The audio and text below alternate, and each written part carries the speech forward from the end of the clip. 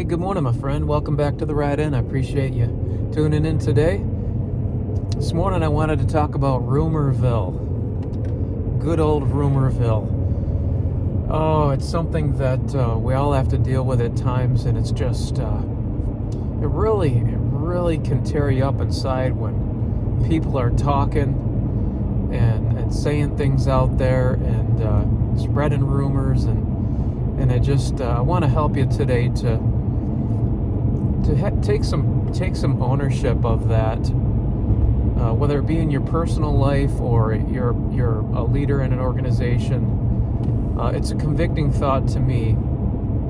I was continuing to read through Jocko Willink's book on leadership strategies and tactics, and he was talking about this subject, and man, really helped me understand how a leader needs to be proactive about this.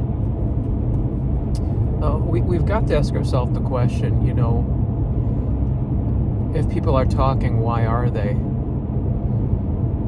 The fact is, people in our life, they're human beings, and they are inquisitive, and they're curious, and not everyone is filled with malice. And I think it's important for us to show enough respect for the people in our life to share information so they're not left in the dark. People by nature are going to fill in the blanks, right?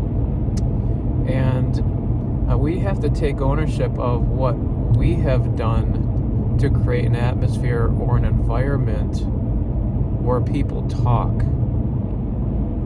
I think part of the reason, if we were forthcoming with information, we would just take the reason to talk right away. If we were honest and truthful and upfront.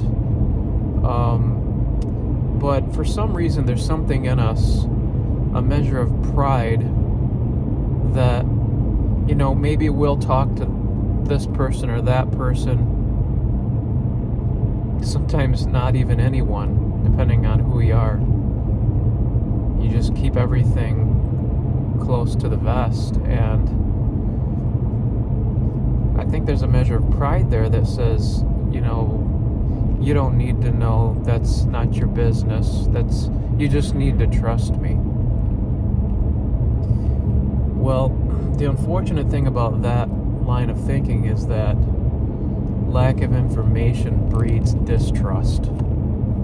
There's no way around it. Why do you think you're above sharing information about the organization and about the strategies and the steps and the path forward with the people who are investing in it to make it what it can and should be?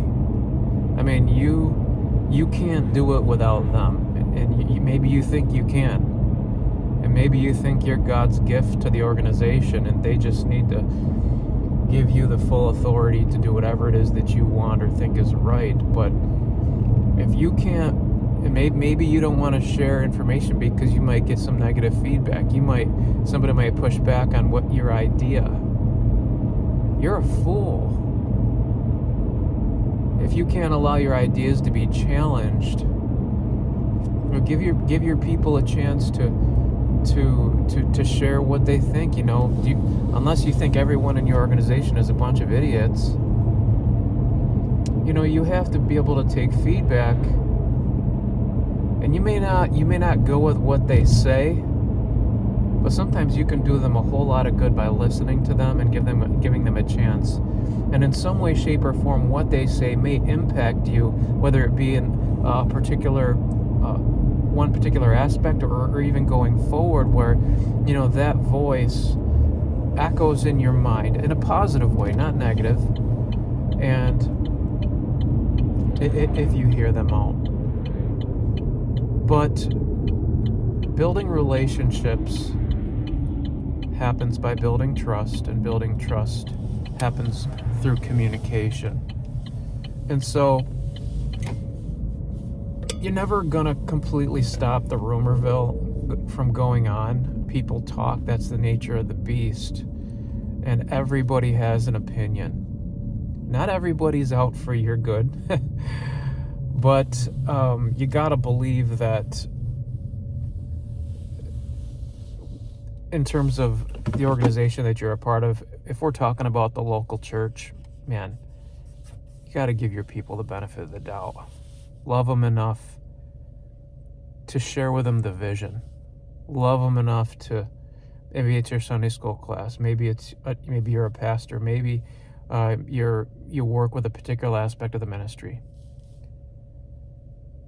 Share with them the vision, and don't be afraid to go to leaders and say, rather than speculate to people around you, go to your leaders, because sometimes leaders think that people don't care to know, and so they just keep plowing forward, and they don't realize that maybe they need a little nudge.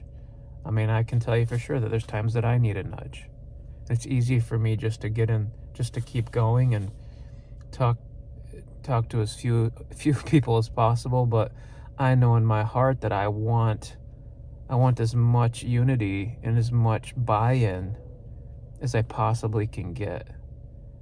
And so we do have to work together. I know it starts at the top, but let's do our best to be forthcoming with information, with strategy, with clarity in what the mission is, what's the purpose for what we're doing, how we're going to do it, so that everybody in the chain of command, if you want to put it that way, has an idea what's going on, what's coming up. And so I know that that's convicting and helpful to me. I hope it is to you as well. I love you.